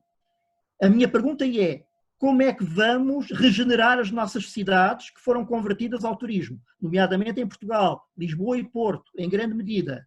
Como é que vamos reocupar essas infraestruturas para a vida comunitária das pessoas? Outra pergunta: como é que vamos aproveitar esta simpatia pelo comércio local que surgiu durante esta crise? Como é que vamos reforçar o comércio local, as trocas locais nos bairros? São perguntas que nós temos que fazer a partir da oportunidade que surgiu aqui. Como é que vamos voltar ao decrescimento voluntário? Porque decrescimento voluntário, para mim, significa um decrescimento criado pela vontade das pessoas e pela sua criatividade. Obrigado, Jorge, por nos colocares estas perguntas para a nossa ação muito prática. Agora, em relação aqui às nossas inscrições, estava agora a palavra primeiro ao João Freire, logo seguido da Andrea Barbosa, para depois o Giacomo voltar a intervir. Depois ainda tenho a Inês Cosme, antes de uma palavra final dos 2 intervenientes. Está bem? Portanto, João Freire. Boa tarde, muito obrigado. Eu apenas gostaria de saudar o otimismo que notei nas intervenções relacionadas com a morte do crescimento, porque não devemos desvalorizar a força, o poder do crescimento, da mensagem do crescimento, nomeadamente através das ferramentas que utiliza, nomeadamente do marketing e da forma como esse marketing influencia os valores, toda a arquitetura de pensamento atual. E a forma como as pessoas são formatadas numa lógica de sucesso medido em termos de acumulação de bens materiais e em termos de acumulação de uma riqueza simbólica, com uma carga simbólica enorme, e toda a nossa vida foi formatada nesta lógica de acumulação. Portanto, o poder destas mensagens, que está incutido nas pessoas, é uma coisa muito difícil de contrariar.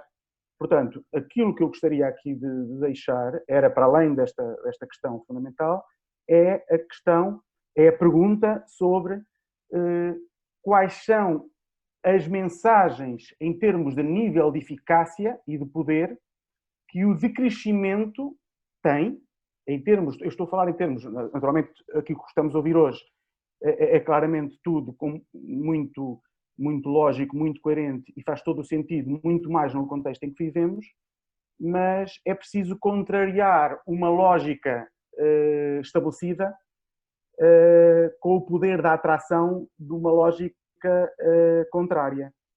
E, portanto, é importante cuidar da comunicação e quais são as melhores formas as ferramentas que possam ter o mesmo nível de eficácia que as ferramentas que o crescimento e que a comunicação do crescimento tem. Obrigado, João. Dava diretamente a palavra à Andrea Barbosa. Andrea. Olá, boa tarde a todos e obrigada por esta conversa.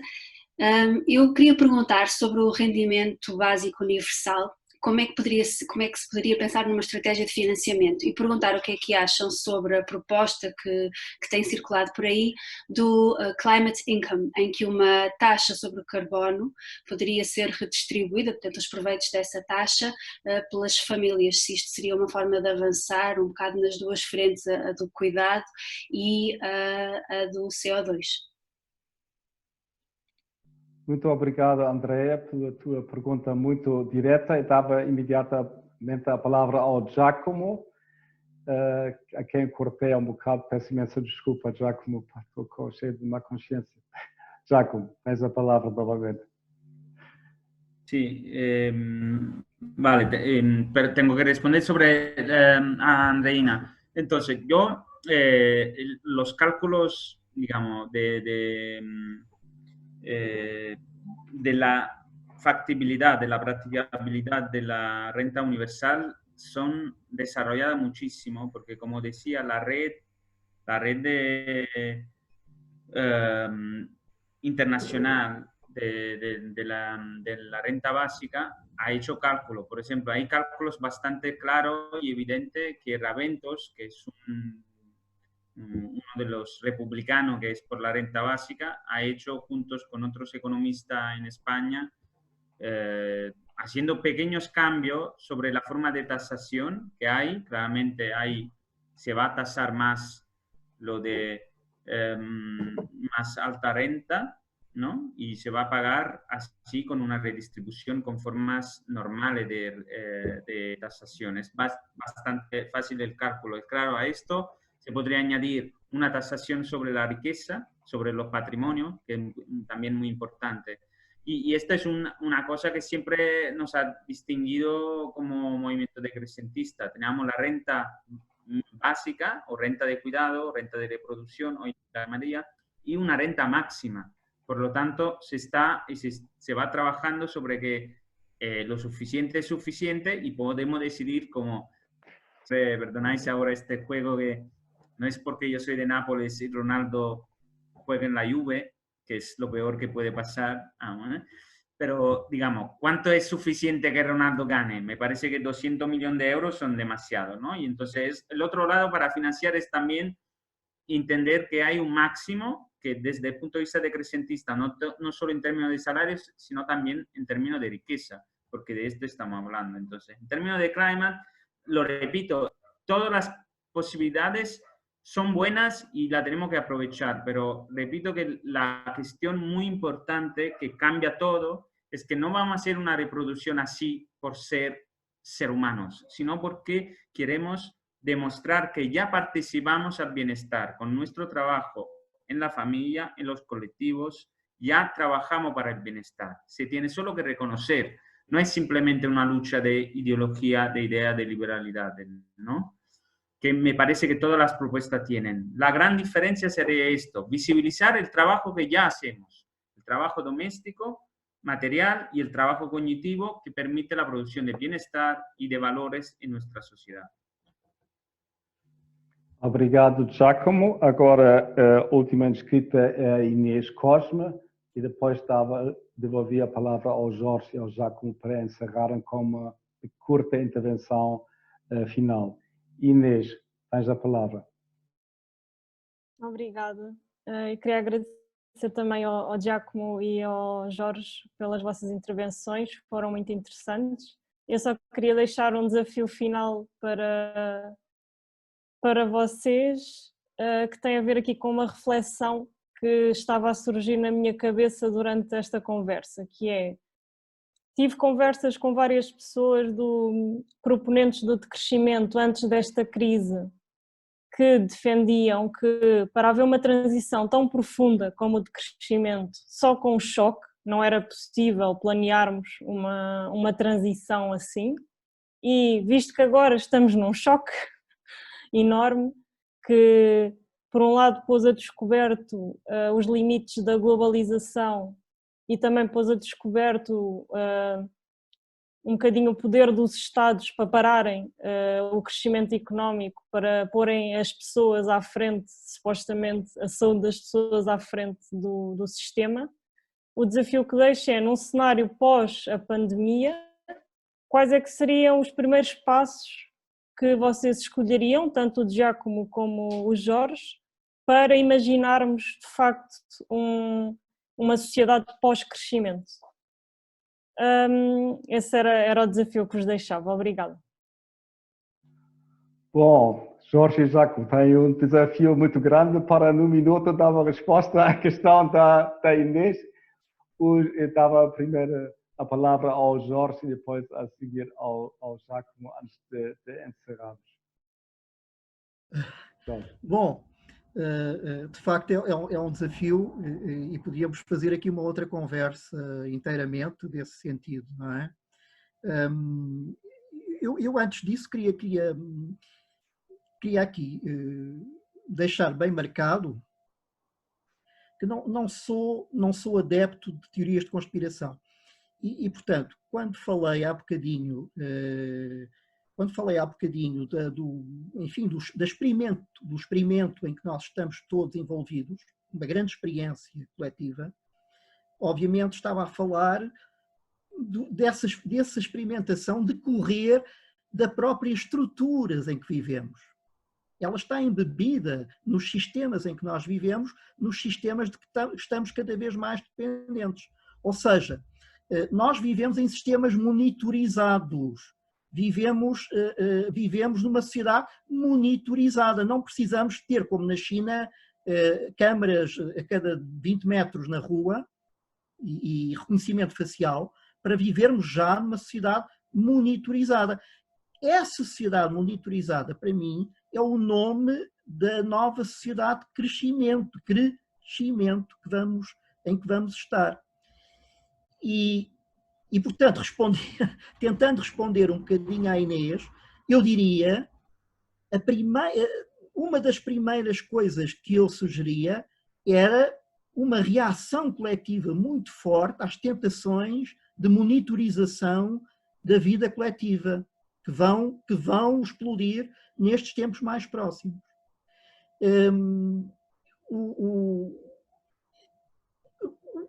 Eu acho que, como disse há bocadinho, esta situação deixou muitos espaços, deixou baldios na nossa experiência coletiva. Espaços, não são baldios propriamente, mas são espaços abandonados.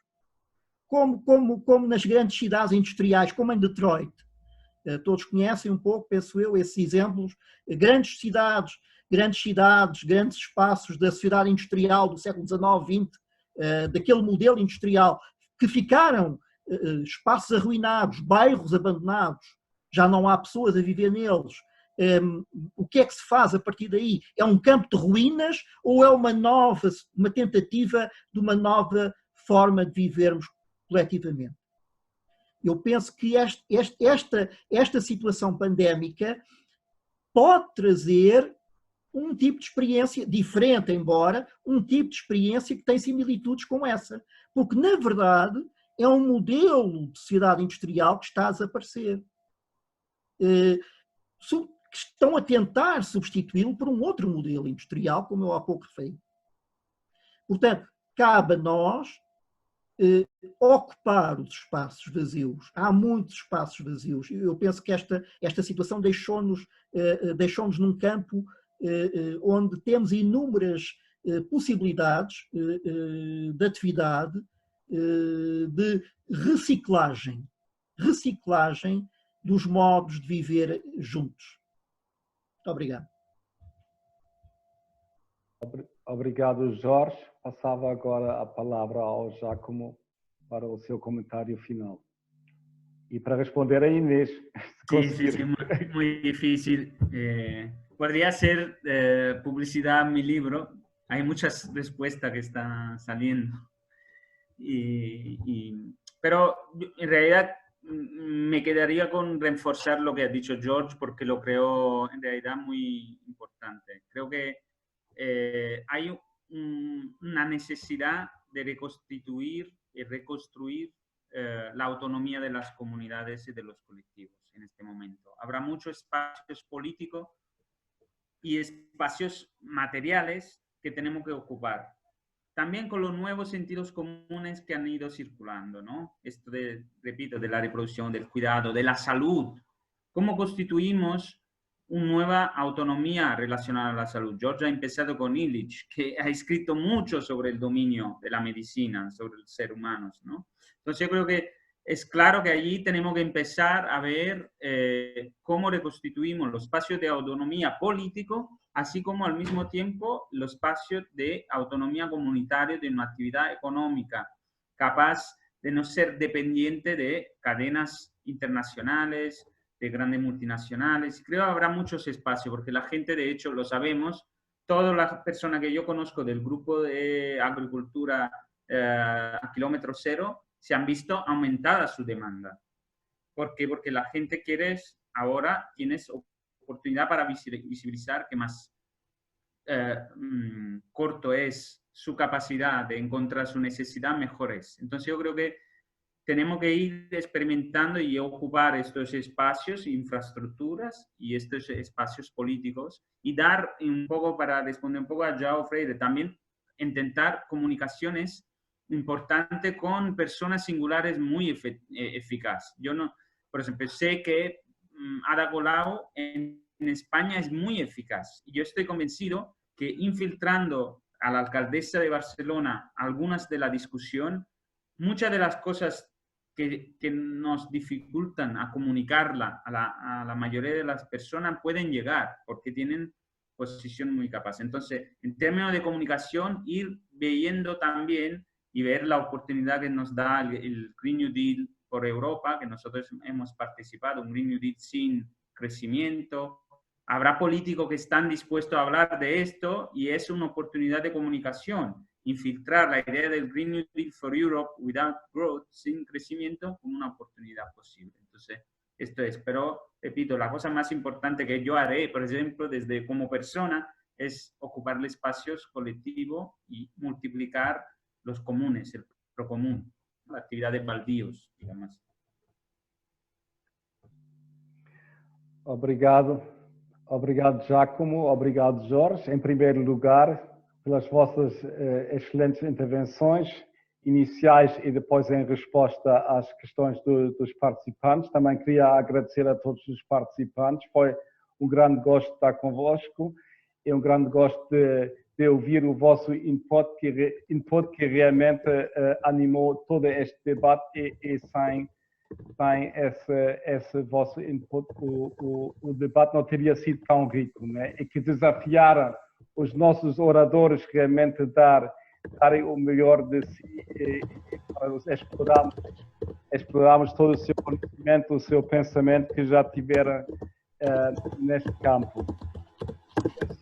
Só não queria deixar de avisar também que amanhã é uma última conversa, um último debate, que vai ser às 16 horas amanhã, sobre a gestão territorial perante os desafios da crise ecológica, que é papel para as visões decrescentistas. Vai ser com André Barata, que é filósofo e professor da Universidade da Beira Interior, com Daniel Martins, membro do Movimento Preservar a Serra de Canachide, e com Teresa Marat Mendes, professora e investigadora de urbanismo ecológico no ISCTE, com moderação de Álvaro Fonseca. Portanto, conto novamente com a vossa presença. Foi um grande gosto. Espero encontrar-vos em breve. E um bom resto da tarde ou uma boa noite para quem está mais atrasado. E até amanhã. Adeus. Muito obrigado. Adeus a todos. Foi um prazer. Ok. Adeus. Até amanhã. Adeus. Até amanhã. Obrigada. Até amanhã a todos. Tchau, tchau. Obrigado. Obrigada. Até amanhã. Tchau.